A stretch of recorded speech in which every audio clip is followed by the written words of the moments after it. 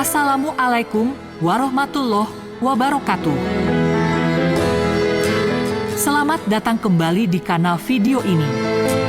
Agar tidak terjadi salah paham, silahkan Anda simak video ini sampai selesai. Mudah-mudahan video ini ada manfaatnya untuk kita semua.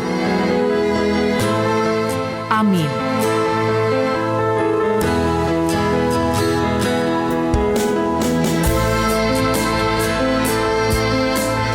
Dilansir dari RMINU Banten, dalam muqaddimah tulisan terbaru Kiai Haji Imaduddin Usman, Imam Mahdi, Ba'alawi dan klasifikasi ulama pendukungnya, beliau menjelaskan beberapa hal penting yang harus menjadi perhatian bagi seluruh umat Islam, bahwa keturunan Nabi Muhammad SAW akan lestari sampai hari kiamat. Keturunan Nabi Muhammad SAW adalah mata rantai penyambung nutfah nubuah, benih kenabian untuk Imam Mahdi, dari Sayyidatuna Fatimah radhiyallahu anhu. Kiai Haji Imaduddin menjelaskan bahwa ketika kebatilan memenuhi bumi, maka Dajjal keluar dengan segala kekuatan dan tipu muslihatnya. Di saat yang sama, Ya'juj dan Ma'juj juga ikut menyertainya, dan kemunculannya merupakan puncak prahara menjelang kiamat, sebagai salah satu tanda datangnya hari kiamat. Sosok Imam Mahdi yang akan dilahirkan di akhir zaman itu akan membawa tugas-tugas untuk menegakkan keadilan dan menghancurkan kebatilan. Ia merupakan satria piningit dan ratu adil yang akan menguasai bumi selama 7 tahun. Pada periode kedatangan Imam Mahdi, Kiai Haji Imaduddin menjelaskan akan banyak membawa pengaruh terhadap kehidupan manusia di bumi, berupa keberkahan, kebaikan-kebaikan, menguasai harta benda melimpah ruah, hujan turun, pohon-pohon menjadi rindang, hewan-hewan menjadi sehat. Seorang syarif keturunan Nabi Muhammad SAW bernama Muhammad bin Abdullah dengan gelar Al-Mahdi, berakhlak mirip dengan akhlak Rasulullah, berwajah tampan dengan hidung yang indah, rambutnya menjulai sampai sebahu. Ia menjadi imam sholat subuh ketika Nabi Isa alaihissalam bermakmun kepadanya. Tentara Imam Mahdi dipimpin sang panglima besar dan tangguh. Mereka membawa panji hitam dari timur dalam peperangan antara kebenaran dan kebatilan yang berkecamuk, hingga akhirnya Nabi Isa alaihissalam berhasil membunuh Dajjal. Dengan demikian jelaslah bahwa keturunan Nabi Muhammad SAW akan senantiasa ada sampai hari kiamat. Dan salah satu keturunannya kelak, dialah Imam Mahdi akan datang berasal dari keturunannya. Menurut Syiah, ia telah lahir lalu menghilang dan akan kembali muncul di akhir zaman. Menurut Sunni, ia belum lahir dan akan lahir dari keturunan Nabi Muhammad SAW. Entah dari keturunan yang mana. Yang jelas, ia berasal dari keturunan asli, bukan dari turunan yang hanya mengaku sebagai keturunan Nabi Muhammad SAW tanpa bukti.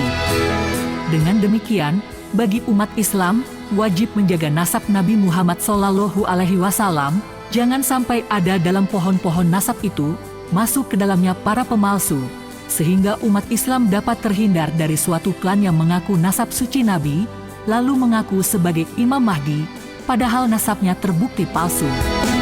Imam Ibnu Hajar Al-Haytami berkata, ينبغي لكل أحد أن يكون له غرة في هذا النسب الشريف وضبطه حتى لا ينتسب إليه صلى الله عليه وسلم أحد إلا وبحق. Siokianya bagi setiap orang mempunyai kecemburuan terhadap nasab mulia Nabi Muhammad SAW dan mendobitnya, memeriksanya, sehingga seseorang tidak menisbahkan diri kepada nasab Nabi Muhammad SAW kecuali dengan sebenarnya.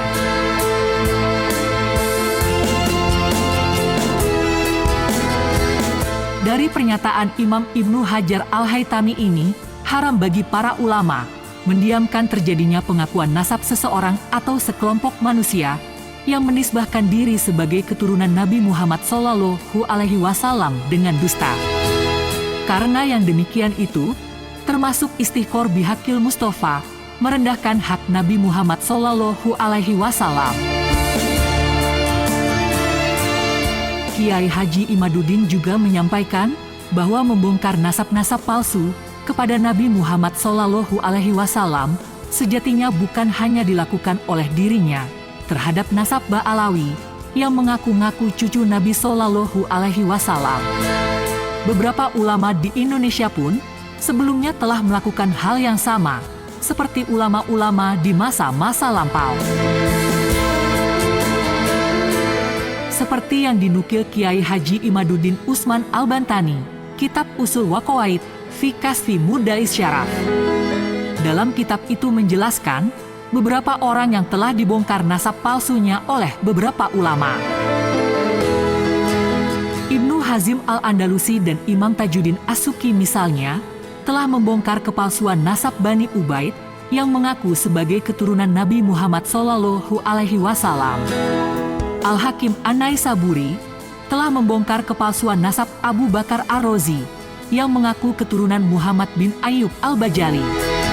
Az-Zahabi telah membongkar kepalsuan nasab Ibnu Dihyah Al-Andalusi.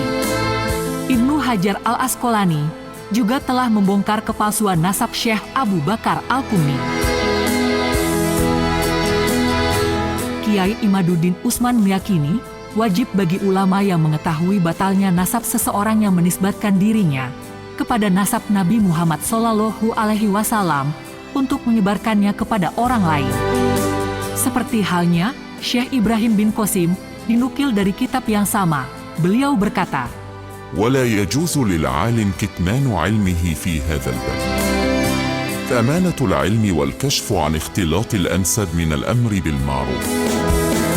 Dan tidak boleh bagi seorang alim menyembunyikan ilmunya dalam bab ini, nasab, maka amanah dalam ilmu dan membongkar tercampurnya nasab adalah bagian dari amar ma'ruf dan nahi munkar. Beberapa ulama Indonesia dalam menghadapi polemik nasab Ba'alawi, menurut Kiai Haji Imaduddin Usman, mereka menyikapi persoalan ini tergantung pada kemampuan ilmiah dan keinginan mereka mencari kebenaran yang sesungguhnya. Adanya hubungan subjektivitas dengan turunan Ba'alawi, seperti hubungan persahabatan, kekolegaan, ormas, pendidikan dan lain-lain.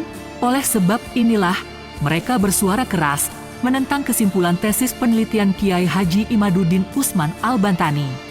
Di antara mereka, ada yang menyampaikan dalil dari kitab ulama, misalnya Imam Ibnu Hajar, Imam Sahawi, dan Syekh An-Nabhani mencantumkan nasab Ba'alawi dalam kitab mereka, lalu mereka simpulkan sendiri bahwa penulis kitab-kitab tersebut menisbat nasab Ba'alawi tanpa ada kemauan memverifikasi di abad keberapa mereka hidup.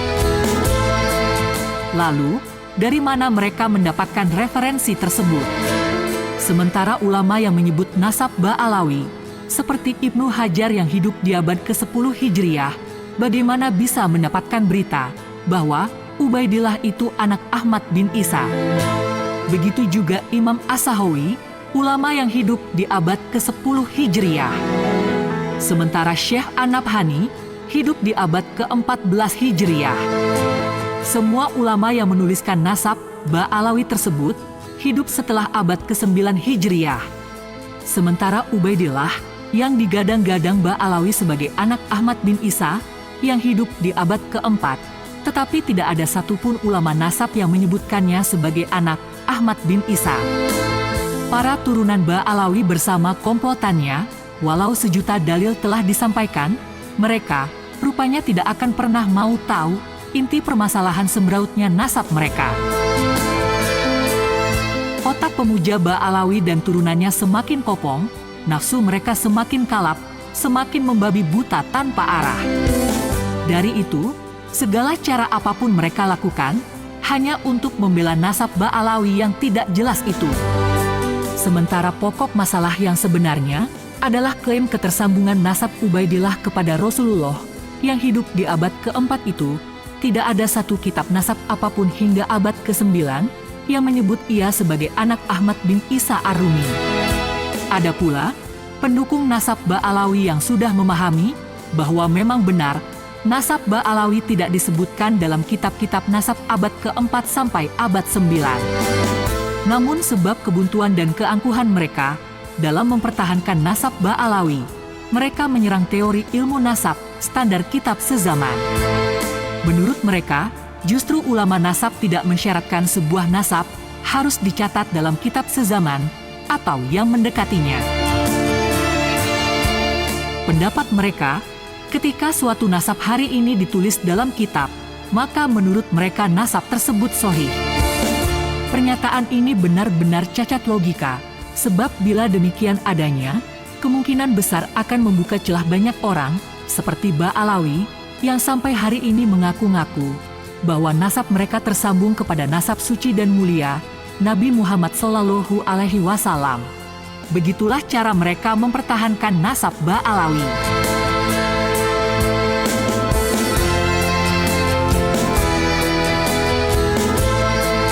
Lautan telah mereka seberangi, gunung-gunung telah mereka daki, gurun pasir panas kerontang telah mereka jejaki, dari ujung timur hingga ujung barat, namun dalil-dalil itu tak kunjung ada, semua nihil dan sia-sia. Semua tertunduk lesu tak berdaya, melihat kenyataan bahwa mereka mencari sesuatu yang memang tak pernah ada. Kini nyata-nyata, seluruh umat Islam telah tertipu doktrin-doktrin halu dan sesat Ba'alawi dan komplotannya. Yang tersisa kini, upaya mereka membuat berbagai framing buruk agar seluruh umat Islam terkecoh dan melupakan substansi nasab palsu Ba'alawi. Mereka mengatakan, kajian Kiai Haji Imaduddin hanyalah menjiplak kajian Syekh Murad Syukri dan lainnya yang ada di berbagai situs. Namun jika benar, Kiai Haji Imaduddin menjiplak dari Syekh Murad Syukri, bukankah kajian itu telah banyak dipatahkan pendukung Ba'alawi?